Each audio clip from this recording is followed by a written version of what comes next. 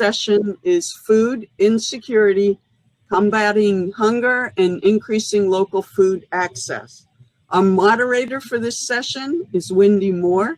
She is a bridge builder and relationship liaison with FAIR. Food Access Raises Everyone. Thank you, Wyndi. Thank you. Hi, everyone. Hi. Please help me welcome our panelists. I'd like to start by welcoming Ms. Morgan Taggart, Director of FAIR, which is also called the Food Access Raises Everyone Project. Then we'd like to welcome Patrick Kearns, Director of the Refugee Response in Ohio City Farms. And last but never least, we'd like to welcome Ms. Jan Ridgeway, Director of the Garden Valley Neighborhood House, food advocate, and community change agent. Good. If you'd like more information about our panelists, you can click over in the chat area where it says people, click on their name and you'll get more information, and the bios will be there as well. How are you? Great to see you Good. all. Awesome. Yes, you all look great. Wish we were in person. Same here. Yes. So I'd like to start by asking each of you to tell us a little bit about your organization, what you were doing before the pandemic related to food insecurity.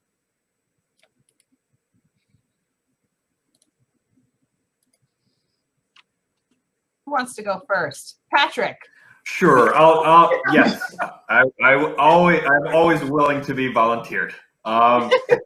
So great. Thanks, everybody. Thanks for hosting this. Wyndi, thanks for hosting. And great to be on this panel with y'all. So I'm with the Refugee Response. We operate the Ohio City Farm, which is a large urban farm in the near west of the city.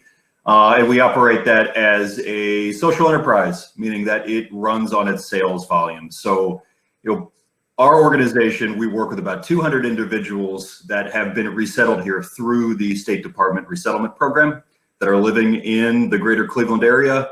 Our focus is really on education, employment, and then through access to agriculture and fresh food through the Ohio City Farm. Quite honestly, before the pandemic, our focus had been in those areas. So our kind of, our direction towards food access really revolved around what we produced on the Ohio City Farm, not only for the customers, but also the ability to create meaningful, well-paid jobs. So we are currently for our entry-level farm position, an average wage of $13.60 on the way up to $15 an hour. So that's, and we hire 13 individuals on an annual basis right now. So that's kind of where our focus was really on building out that business model, making the food more accessible through our farm stand sales. We do, try to incentivize our produce through a lot of different programs and a lot of different access points. And then through our communities supported agriculture, our CSA program that has close to 300 members. But as we'll talk about in a little bit, the pandemic really changed everything, and I'm sure that's going to be no different from what we hear from our other panelists. And I'll talk a lot more about that in the coming questions. Thank you so much. Thank you, Morgan.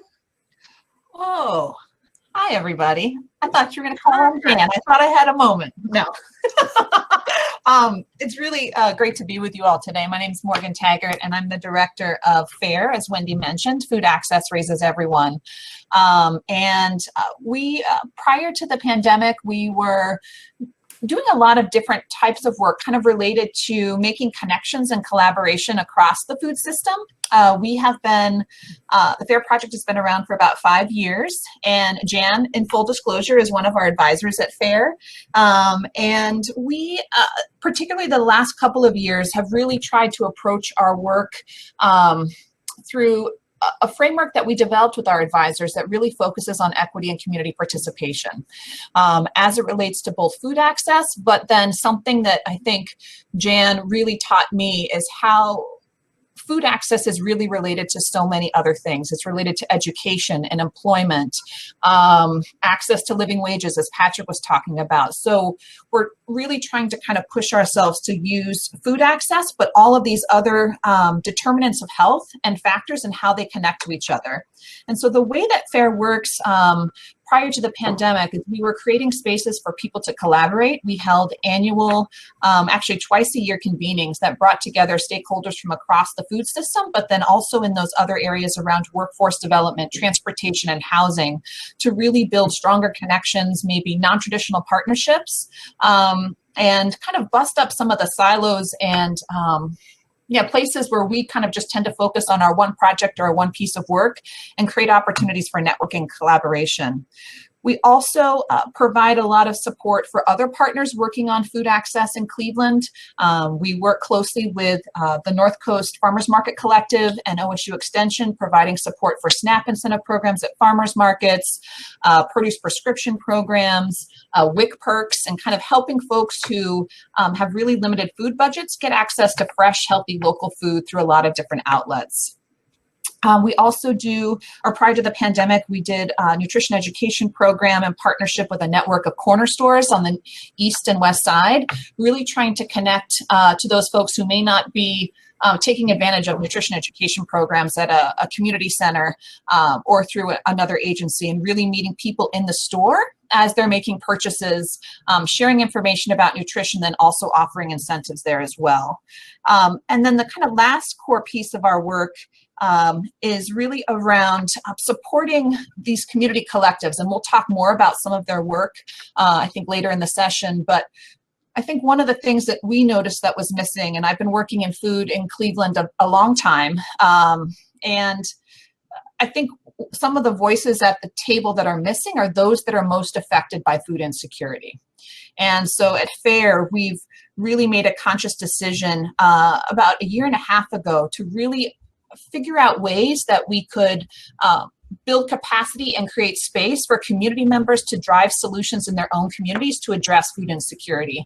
That it's not a prescription dictated by an agency or government, but how do the ideas and needs of community members really play a key role in figuring out the solution to these complex problems. And so we have a collective in Kinsman and Central that we're working with a group of residents and stakeholders, and we're beginning one on the near west side in the Clark Fulton Stockyards neighborhood as well. Awesome. I like that. Miss Jan Ridgeway. I want to make sure you can hear me. Can everybody hear me? Yes, ma'am. Okay, good. I am the director of Garden Valley Neighborhood House, a 100-year-old organization. It was started by the Women's Auxiliary of the Presbytery of Western Reserve, and it operated up until 2009 when it closed due to financial and managerial issues. And the community reached out and asked if it could be reopened specifically to meet the need of hunger in the community. And I thought, oh, I can do this. So I stepped in and said, we can do this. And within weeks, we realized that hunger had to be addressed and approached from a lot of different areas. And Morgan, I think you mentioned some of that. When you look at Maslow's hierarchy of needs, hunger is at the base of that triangle. And it's the broadest of all of the different areas of that triangle. But so many things, so many factors affect hunger. You mentioned unemployment, the digital divide is another thing that affect hunger. It's the systemic health issues that are in a community, the inability of the community to get jobs, the social justice system. All of these things affect hunger, and they also affect the family unit. And so the food, the emergency and charitable food that we distribute, that anchors the work we do. And then everything else we build around it, and we address hunger from a holistic perspective. So what Garden Valley did when we first opened was to invite the community in and for them to share with us what their needs were. And so we do training, we do voter registration and information. We do programs for children. We do, we have a vegetable garden for the children. We do HIV/AIDS work. We do a little bit of everything to wrap around the issue of food insecurity in the community to make a stronger neighborhood and a stronger family unit. So within a couple of years, we started out about 40 people a week. We ended up serving sometimes over 14 to 15,000 people a month. We became the first food resource center in the county, and we have been working since then as a collaborator with many organizations. We have over 70 organizations that we have worked with over the years to build a strong family unit where that whole neighborhood is anchored by food insecurity. Wow. You all are doing some amazing work in community, and it all sounds very intentional with community as the center. So I applaud you. I really think that's great. I'm going to move into our second question because it really talks about because of COVID, how things have changed. So how has your work shifted due to the pandemic? If we want to go in the same order, I'll jump in. Please. Cool, thanks. No problem. So, it really, I don't want to overstate this, but it really has affected every aspect of what we do, to degrees. So the first basic thing is we're still not in our office. We're still using our office spaces as register in advance, sign up, meet clients there.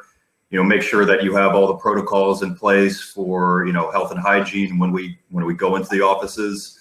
And then outside of that, it's really been about programmatic shifts. So, the first area we saw was the farm, right? So our sales on the farm have a certain amount of annual revenue that's generated from restaurant sales. So we typically serve 30 different restaurants in the city. Well, needless to say, that revenue stream really dried up overnight. As the restaurants faced those challenges as they were closing down, that was a significant portion of revenue stream we lost. So we pivoted a couple different directions. The first thing we did is we launched a program, a donation program, so that we could send our food directly to the May Dugan Center in the near West Side for their produce distribution days and for their senior produce boxes. And we got an amazing result from that. We had $8,000 worth of donations that went, directly to buying produce from our farm that went right into the distribution.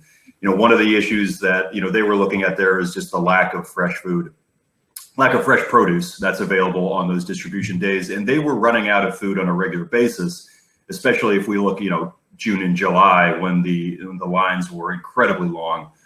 Outside of that, we've seen a big pickup in, customers and people in the neighborhood coming to the farm stand buying produce. But we've had to revamp things, to be, to follow policies. So, we did a customer pickup lane outside where we loaded into the car. Unfortunately, customers aren't allowed to touch produce before they buy it. They can point towards it. And then we worked on the packaging to make sure that everything was, sanitizable plastic that we were packing things in for reusable use. So those were light touches. The bigger challenges honestly have been on the client side, the family side that we work with. So, right when the pandemic hit and we saw a lot of the unemployment issues rise, 80% of our households lost one or more than one primary earner in the household, or like within a period of 3 weeks. And if you remember, everything shifted to these online platforms. So for unemployment registration, for benefits programs, everything moved online, and there was no language support for the multiplicity of languages of the clients that we work with. So and I think Jan mentioned the digital divide before. All the families we work with, like 100% of the families that we work with, are in facing challenges of poverty and access. That includes transportation, and it definitely includes the digital access. So you have families that do not speak English as maybe even a third or fourth language, that do not have Wi-Fi in their home, that have lost their job, and now all of the kids are at home, from school, and you have 5 kids at home. There's no daycare services anymore. That's the situation that we found ourselves in at the end of March and May, and it required a lot of changes and a lot of reprioritization of what we were doing. So we provided a lot of language support. We set up a protocol where every family in our programs got a direct call in their home language once a week so that we could understand exactly what was happening in that family at the time. We rebuilt our internal systems to provide a client support team that their job is, and still to this day, strictly following up and making applications on behalf of our clients and acting as the intermediary between the different social service providers in the city and in the county. Because as I said, it was impossible for the families to get through. It was impossible for them to file for unemployment, to file for any benefits claims that they had, or to reapply. So that was a massive change. And the other change, of course, is with education. So, we did put a huge focus on making sure that all of the families in our program had Wi-Fi and at least one device, and we did hit that goal by May. But again, it's still the challenge of how are you working with when you have 8 kids at home and you have 1 Chromebook, and they're all in school at the same time, how do you balance these things? And so that's where we're going into next, is working very closely with CMSD to figure that out. But really, we saw it as far as it relates to, the food access, we were doing food drops of, I'd say we were at 1,200 meals per week that we were dropping off when the kids were out of school in that first 3-month period. And then we shifted on to working with in a partnership program with the USDA, the box program, the food box program. Yes. And that was great. But that was also a limited 8-week period of time. But we got food out to hundreds of families in a short window of time. And the only way we did that was through a network system. So we had representatives from all the different communities that we work with. They came in, met at one central location, packed up their cars, and then went out to service their communities from there. So that was, really effective, really a popular program. And then, there was a big cash assistance program that we had to do as well. And these things are continuing, I would say. Awesome. Thank you. Morgan Taggart? Yeah. I was just thinking back as you were talking, Patrick, how just like that Friday the 13th in March kind of felt like the day that a lot of things changed for us. And for us at FAIR and our team, we really wanted to spend some time talking with our partners to really understand how this was rippling across the food system here in Cleveland and in Cuyahoga County. And so we reached out to our partners and our advisors, I think about 32 different folks who were really working in different parts of the food system, everybody from corner store owners to garden leaders to pantry managers, farmers market managers, to kind of say what's happening in your world, what are your needs, what are the gaps, how are you shifting during this pandemic, to get that kind of broader perspective. And so through over 30 interviews, we kind of organized what we were learning into different themes, because we really thought the story needed to be told of the folks that were working on the front line to address food insecurity in different ways. And I think some of the things that we learned, and I'm sure Jan, you're going to share more about this and how this has impacted Garden Valley, but from an emergency food perspective, because so many volunteers are older and they were particularly vulnerable to the virus, we saw a lot. I think in our survey, about 30 to 40% of the pantry and meal sites were closed because they couldn't make accommodations for that kind of contactless delivery of food, or they had a volunteer base that was older and that should not be interacting with the community and should really be sheltering in place because they are so vulnerable. And so we saw these massive kind of shifts within the emergency food system. We saw major distributions happening downtown with the food bank, where you drove up in your car to get access to food and had to sign up online. And so also looking at this whole system through an equity lens and wondering who's being affected by the fact that you often have to have a card to go to one of the main distributions, or you have to sign up online, and how do we support some of these smaller neighborhood-based pantries that serve such a critical need for folks who don't have access to transportation.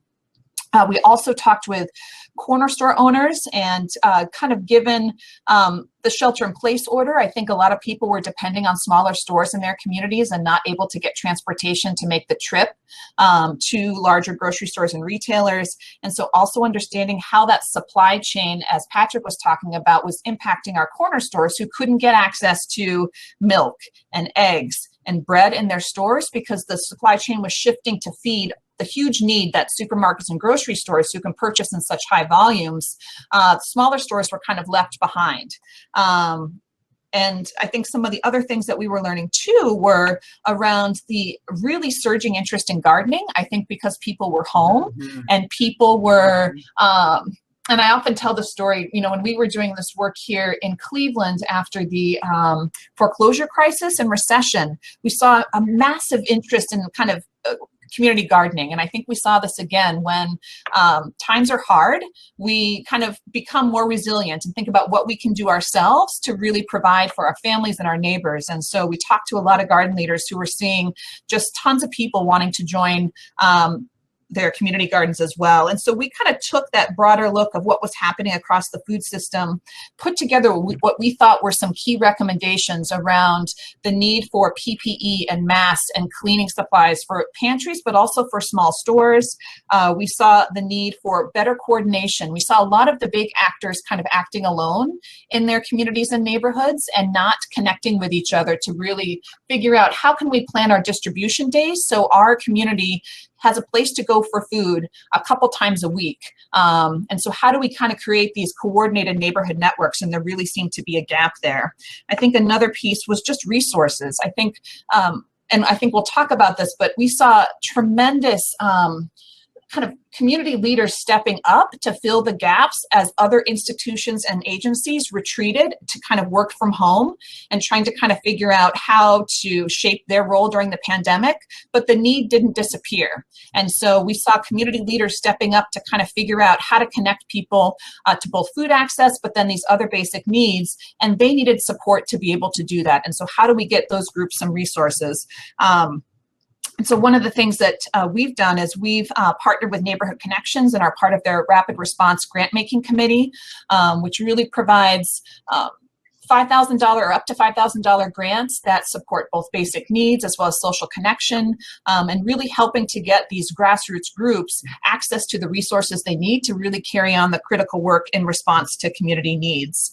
We've also been able to work with Neighbor Connections on distributing PPE to a lot of these groups as well, and making sure this other kind of group of frontline workers, which I think are community leaders and volunteers who are delivering food, who are doing programming, who are signing people up for voter registration. How do we make sure they have the masks and the sanitizer and all the stuff that they need? These are a different type of frontline volunteer that we don't want to forget about.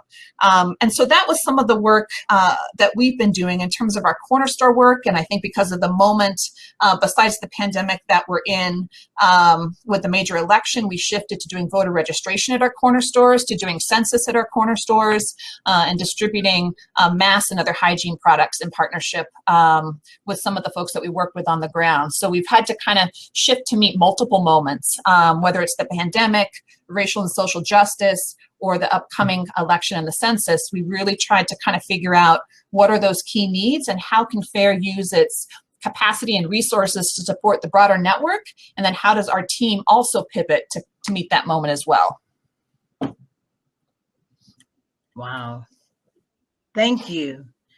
Ms. Jan Ridgeway. So if you don't know very much about Garden Valley, our center serves a neighborhood with some of the highest poverty indicators in the city of Cleveland. And so when we talk about food insecurity, we must also address all these issues that make for food insecurity. And Morgan, you mentioned some of them. And I think one of the things that has happened prior to the pandemic, but especially during the pandemic, we have helped to eradicate in some instances and alleviate in others the infamous silos that have existed in the city of Cleveland. So many organizations have existed on their own, a lot of duplication of services, a lot of duplication of financial resources as well to do those services or to deliver those services. So I think the pandemic has forced us to look collectively at how we can address some of these issues in our community by working together, by collaborating, with other people. Garden Valley Neighborhood House strongest strength has been the people we serve, because they are the ones who have actually delivered the work to begin with. We have been an organization without a budget. We are an organization without a paid staff, and yet we've been able to feed 11 to 15,000 people in any given month. It says a lot about, we use that word resiliency. It says a lot about the resiliency of the people. It's a word I don't particularly agree with, because I think to be resilient, you have to have something to bounce back to. So many people in our neighborhood, they don't have that to bounce back to. So a lot of our work has been exposing them to possibilities, to potential, and to seeing how we can change a dynamic in a community to get them to engage in the work that's being done. And in turn, not just helping themselves, but they're helping others as they help other people. So that volunteer base has been critical for our work. We stopped our hot meal program for seniors the first week in March. That's how early the pandemic affected our work, because every senior that came to that hot meal program had some systemic illness, whether it was a respiratory condition, whether they were on dialysis, whether they were dealing with hypertension. And we didn't want to expose this group of seniors to the virus when none of us had ever been tested at that point. So right away, that was the impetus for changing how we did business in the Valley. So we moved to have our community come through drive-up lines in the pickup. We arranged for our seniors, those who were able and a little bit better physical condition, to come and drive up and pick up food. They shared by picking up food for other seniors who didn't have transportation. I'm glad, Morgan, you mentioned that, because it's not only about a drive up if you don't have a car. And we know in our community, 80% of the residents don't have transportation. So if they have no way to drive in, then you leave out or omit all of those people with no transportation in providing food to them. But we had seniors who stepped up and said, I would take food to two other seniors. We have a very, very strong HIV/AIDS program. We had volunteers who said, I would deliver to 4 clients here, another 3 over here. So we continue to do the work we were always doing, but we changed it considerably. One of the greatest benefits, and I think thanks to Morgan and also to Wyndi, we were able to partner with Feed the Soul, which was a delivery service. And so we were able to expand our delivery program. We focused on seniors who were high risk for COVID-19 because they all had some underlying health issues. So we went from serving somewhere about 40 seniors the first couple of weeks of March, and we started making over 700 deliveries a month.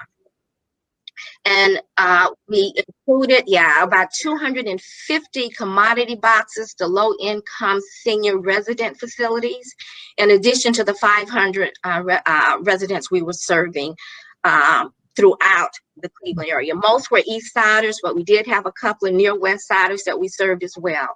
I think that was our biggest change, and I don't think it was, I think we've been using that word pivot. We definitely pivoted in that area by recognizing the people who most needed the food. And because so many of us seniors also are primary caregivers, because they have children and I may have grandchildren that are living in kinship care. It was critical that they be able to receive food during this time when we didn't want them necessarily mixing with the general population. We continue to serve people who walked up. So many of our clients would walk up with the food buggy, and we would continue to serve them. If they walked up, they had masks on, and we served them first, got them out of the line, served them first, and we continued to serve the people who drove in. And so many of our clients picked up not only for themselves, but for other people as well. I think that whenever our neighborhoods are faced with crises, I think that it is so important to reach out to the people we're serving, the clients we're serving. We need to do a reality check. We need to find out what it is that they want. I think one of the biggest mistakes we make as agencies and organizations trying to help certain communities, we determine what is best for those communities. And I think we need to hear from them what their needs are and to be responsive to those needs in order for us to have successful programs. And I think that that has been one of the things we have done very well in the Valley. We have really reached out to the community. We have worked closely with Morgan and Wyndi and identifying other resources out there that we can partner with. And I always say that a partnership is no good if we can't improve what we're doing. If a partnership doesn't allow us to do better, then we don't need that partnership. So we're very selective about the partnerships we choose. And we work to make sure that the partners are partners that we can lend something to them as well as what they give to us. And sometimes it's just raising a profile in the community by working with an organization like Garden Valley Neighborhood House. But I think the most important things that have happened during this pandemic, we have used other people's hands. We have reached out to more compassionate hearts, and we have used their ideas and their suggestions for solutions to strengthen the work that we do by working with partners throughout the community. So I think that we will continue to see that build as the numbers in this pandemic are beginning to go up again. And if we thought we were stretching resources before, I think it's going to take even more creative solutions to deal with this pandemic as we approach flu season as well. But again, what anchors our program is the food insecurity issue. And around that, we have built all these other programs that make for a better community and a stronger family unit.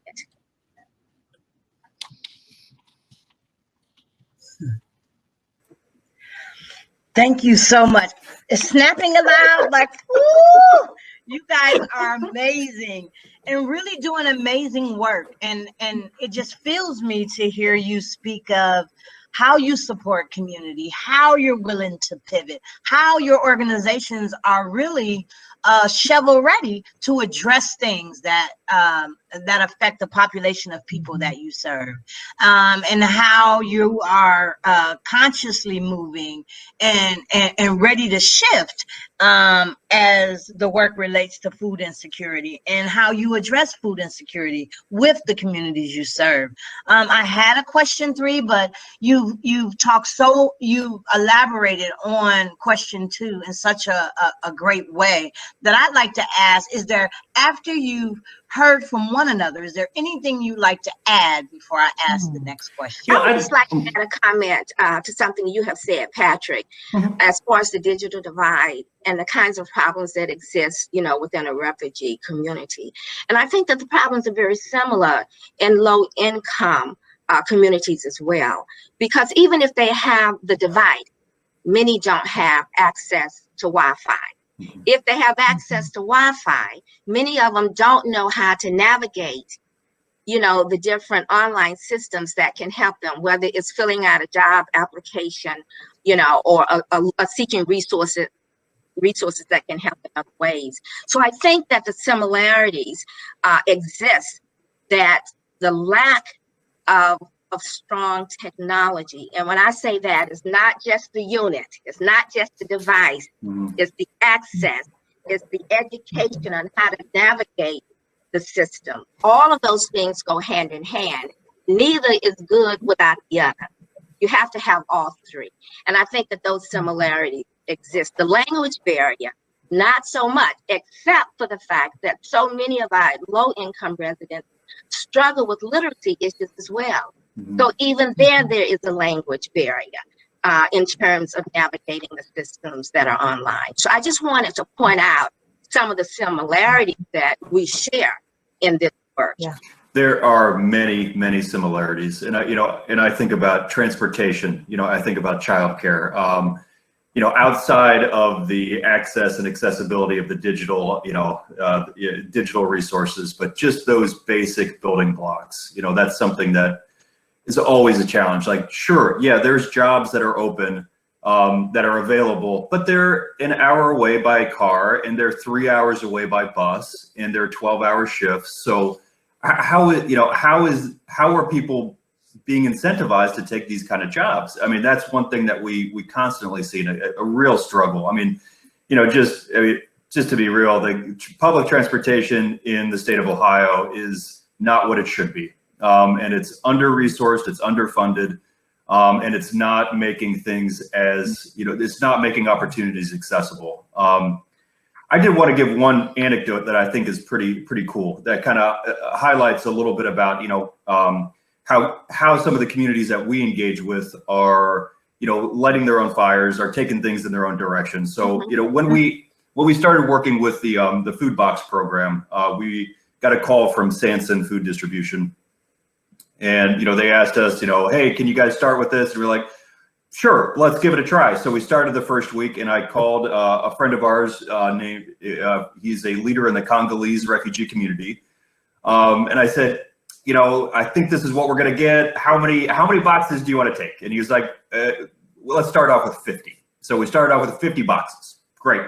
Just packed him up, drove him over to his house, put him on his front porch, hung out with him, and me and his son, we carried boxes onto his porch. Within the first couple of minutes, people started to come in like, oh, what's this? Pick up boxes there. And then, so the next week, call back, all right, Elijah, how many boxes do you think you could take? Let's do 100. Okay, great, let's do 100. It got to the end of it where we were bringing over 250 food boxes. And when I was there with him, it was all on his porch. People were coming to his house. And it wasn't just people from the refugee community. He had opened it up to other people that were on his block. Right. So his neighbors who are also, in the same situation, they saw this opportunity. He reached out, and I thought it was just this real powerful story of, here's this resource that's available that, has these limitations and has these restrictions as far as how it gets distributed. But as soon as you work with a couple people in a community like this, it was really amazing to how that, that just became more and more accessible to people. And it was really because of, his ingenuity and his personal charisma and bringing people in. As the word gets out, more and more people will let you know what those needs are. Sometimes they need that catalyst. How do I let you know? We started out with 85 boxes, and we ended up with 450 of those shelf-stable boxes a month. And it wasn't enough. We also had to pack when we were serving over 700 people a month. And the word just got out, and the telephones would ring. How can I get food? Or my father who's blind need food. Or I have a neighbor who is a recent amputee. How does she get food? So those are the stories that really make our organization successful. And I think there's no better advertising than word of mouth. Oh yeah, absolutely. There's no better advertising than word of mouth. Absolutely. Another thing we realized is when the schools closed, so many schools had been doing the lunch programs in the schools. So in our neighborhood, we're next to a place called Urban Community School. And, they had been doing the school lunch programs and after school programs, and kind of realized like right away when the schools closed down that they still had hundreds and hundreds of meals on hand that were not being utilized. So we reached out to them. They got a waiver with the food bank, and then we actually were able to take 2 people who had been recently laid off, paid them, put them in our van, and drove around and did at-home deliveries for kids while they were at home. And they were just the school lunch bags. Because I think that was that challenge of all of a sudden schools being closed. And that, if you remember, that happened like that, right? It was like that. And all of a sudden, you got a family that they have 8 kids that go to school. Now, all of a sudden, 8 kids are all at home. And, the budget planning, the meal planning hadn't been there because they had been, accessing those services at school. So that was something that we saw shift really quickly. And it is about that ability to reach out, to be creative, and find those opportunities where they exist in the in the community to tap into resources. All right. We do have a question in the chat, and one of the and they asked, with all of the different changes your program has made to adapt to the pandemic, are there any new services and engagement methods you see your program continuing in the future? Well, the delivery program, at-home delivery program, with the exception of commodity boxes to senior facilities, that was a brand new program for us. We had not done a delivery program for seniors prior to the pandemic.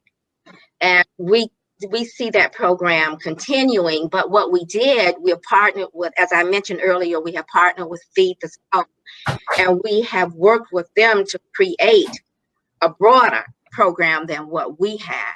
So it may not continue at Garden Valley Neighborhood House, but we have helped to work and support a program that will continue it and hopefully will expand the work that we were doing. We don't feel the need to do it all. We feel that we need to work with other organizations to make things happen. So yeah, the delivery program would be one for us.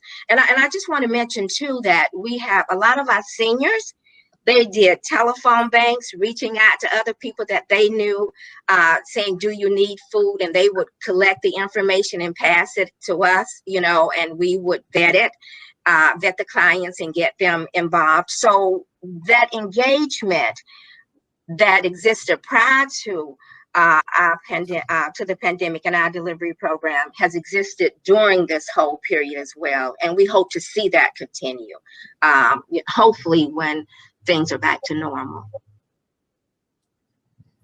I'd say for us, for programmatic, the first thing is, when we made that adjustment to realign some of our internal resources to be able to provide direct client support for, those applications for that access, that's something we're keeping. And again, it wasn't because it was a problem that hadn't existed before. It had always existed, but when that pandemic hit, it really put it into stark relief just how challenging those barriers were. I mean, let's make no mistake, a lot of the systems that are set up with the bureaucracy are not designed to be overly user-friendly. Correct. And you layer on the challenges of language, you layer on the challenges of going through online portals and email follow-ups, and it just becomes more inaccessible to the folks that we're here to serve. So that's something we're going to keep. That's not going away. I think that's really been a very effective service we've been able to offer.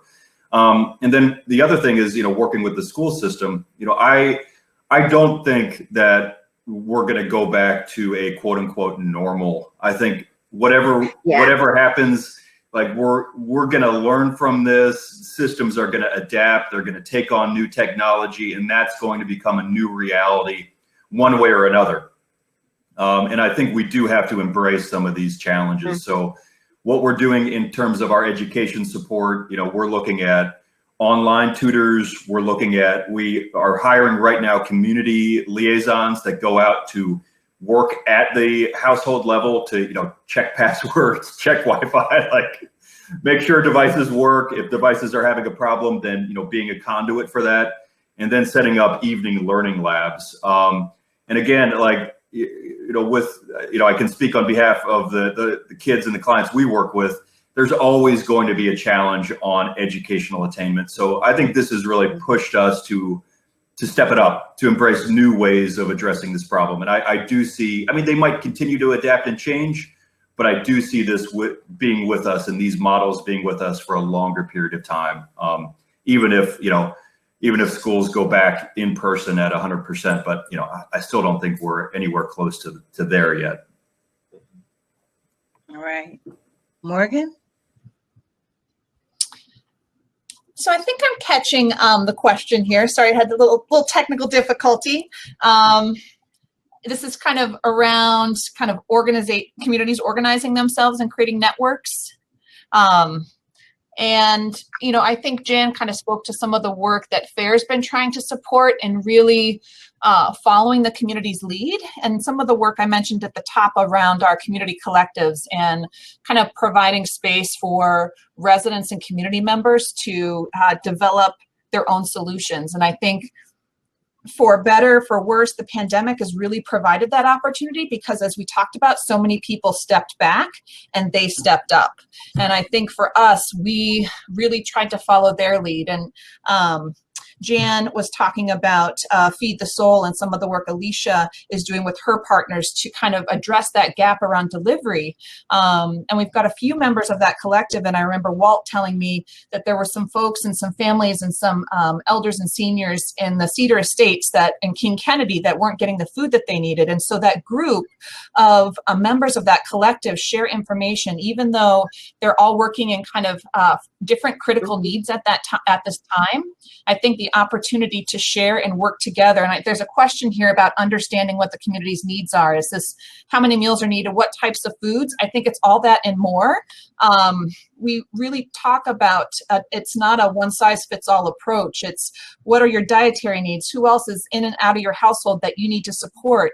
Do you also have prescription pickup? It's really understanding and having conversations to understand needs, not just can I deliver the food, but what else is going on in your life, as Jan has talked about, that we can support at the same time. And I think with our collectives, with Feed the Soul, and then Walt's project, Create Art Not Violence, his issue that he's very passionate about is young people. And when we think about the community centers being closed, the rec centers being closed, summer jobs for young people, non-existent. There was nothing and they were out of school since March.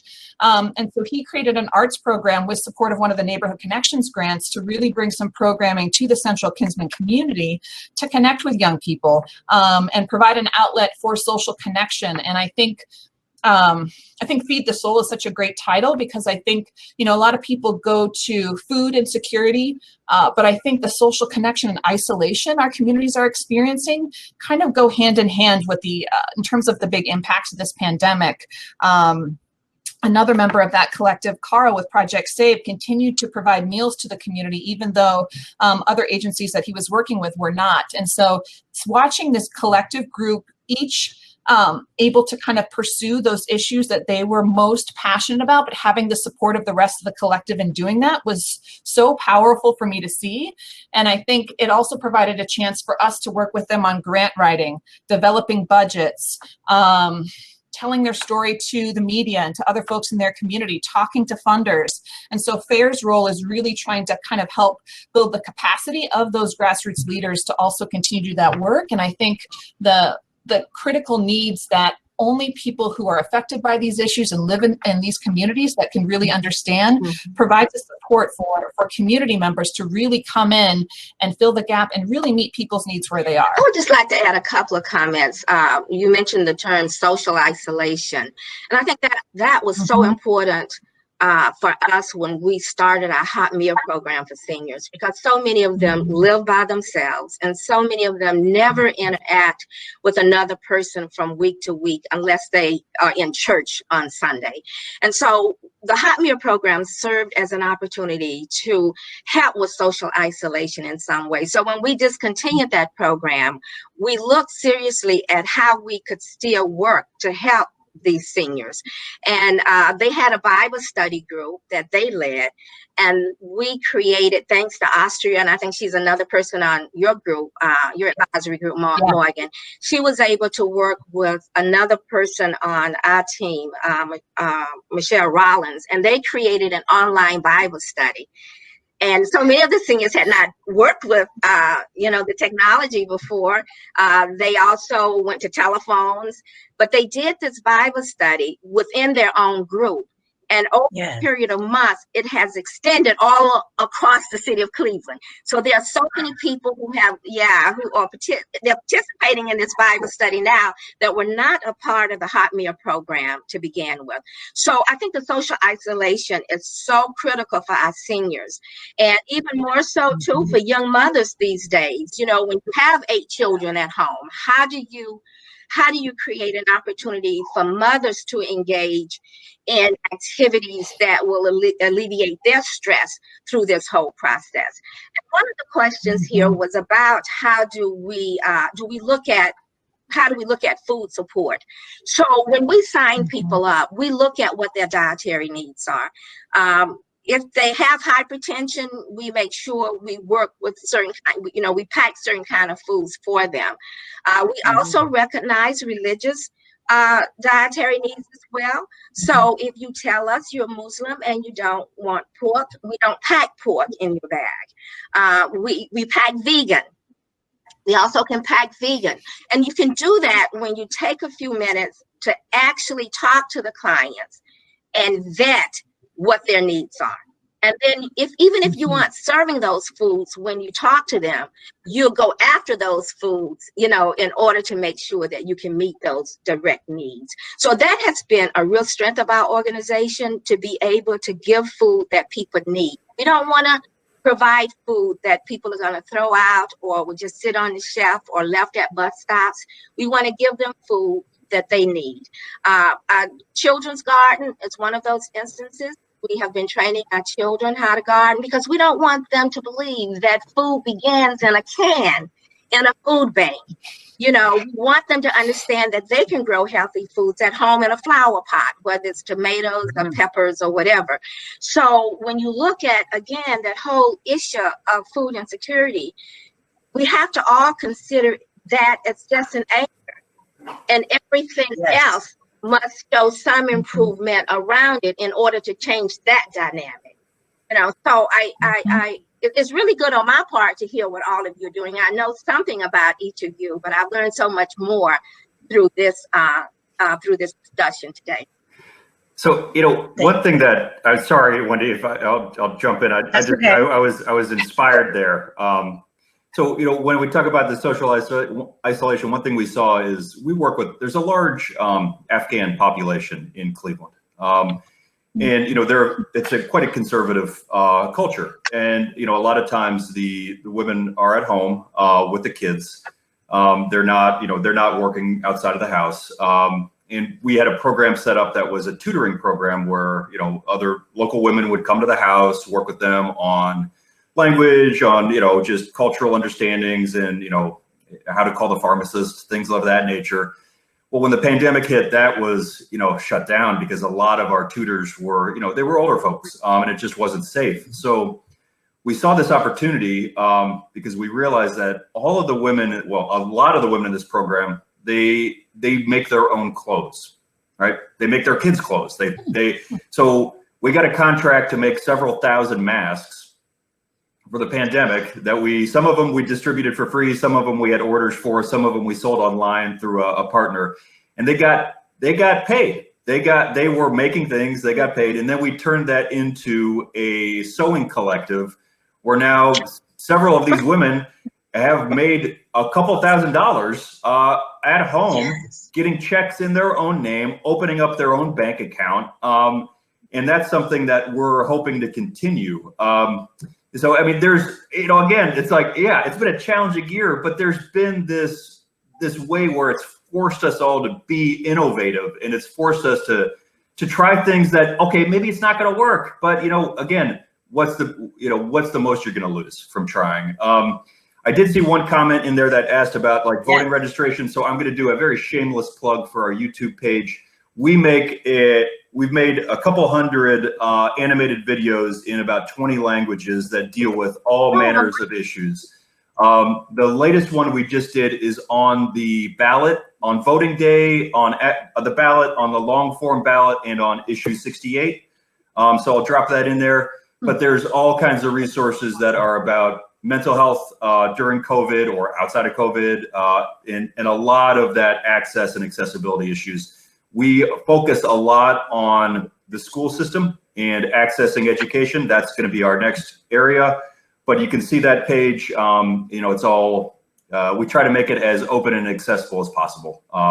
And we're typically at about 20 languages that we can cover with that program. Thank you, Patrick. Please put that in the chat. There was another question about land. The land bank. And yes, how does the partnership with the city look today in opening access to vacant land? And then I have a final question. So if you can do that really quick, because we'll be done in 4 minutes. Oh. So anybody can jump in there.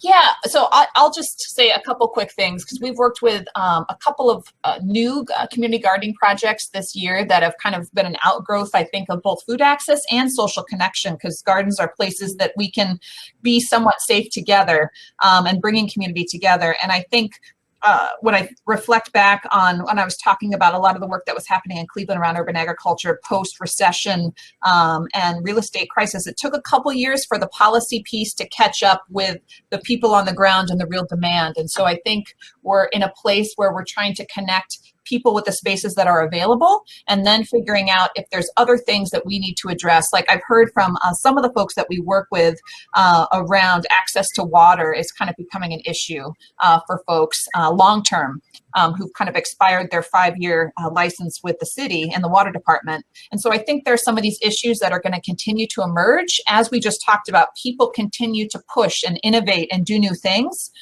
It will rise to a level where we need to organize and make some of these changes and advocate for them at the city and county level and with organizations to kind of push those bigger institutions to move. It's almost like I think about this in boats and being in a kayak versus a giant freighter on the Cuyahoga. And a lot of the folks that we work with on the ground can move very adeptly and quickly and adapt to what the community needs are. And some of our institutions are making these changes very, very, very slowly. And so we have to kind of organize to create the moment of advocacy to get the policies and changes we need to continue to support the awesome innovation that's happening on the ground where people are meeting community needs. So more to come there. Thank you. We must remember that we can come together as neighbors and do a garden. If you have a backyard and you have enough space for a garden, neighbors can come together in that space and create a small community garden. And I've seen that happen as well. And Land Bank does have people who will come out and talk to groups about the way you apply for the land, what qualifications you have to meet. They talk about the water issue. So reach out to the Land Bank and ask for someone to come and speak to you about it as well. They're a great. Thanks. Last question, as quick as possible. How has change in the food supply chain due to pandemic affected your work and programs to meet people who are experiencing food insecurity? Quick, one word, 2 sentences, I don't know, but really quick. Well, the government has helped us as an emergency food site with the chef-ready box, chef-stable boxes, with milk and cheese and butter, some things that we weren't getting prior to. And I think it's helping farmers all across the country, just not the local farmers in Ohio. But I would say the government has made a difference, even though it's not always consistent. They have made a difference in terms of our food supply chain. Awesome. Patrick? I would just echo that, and talk about what we did at the kind of the point on March, May for the distribution, the wide scale distribution, on how beneficial that was, and then also how we've had to pivot, our farming program and our customer services. That's. Thanks, Morgan. Can you close us up with something? Yeah, just one thing I wish I meant to mention earlier in the conversation is also thinking about students who are now, we've talked about kind of the digital divide, but our school systems provide a lot of meals for our kids, breakfast, lunch, and sometimes dinner, and they're not going to schools anymore. And so I think we really, some of those shifts around how our kids are being fed and the rising rates of food insecurity for families with children. And so I think there's opportunities to innovate more, I think, in that space as that supply chain has shifted and we don't have schools for us to kind of connect with the other needs that our young students have. So I think that's a space that we can continue to collaborate and work together to be sure that our young people and families have the foods that they need. Thanks. At this time, we're out of time, and I'd like to thank all of the panelists for taking a deep dive with us to help us understand what's going on in the world of food insecurity and hunger, and how this is just an anchor, a doorway into so many other social determinants of health or things that's going on in community. We appreciate you, and we appreciate the audience for sitting with us, asking questions, and participating. Thank you. Thank you. Thank you, Thanks Wyndi. all. Yes.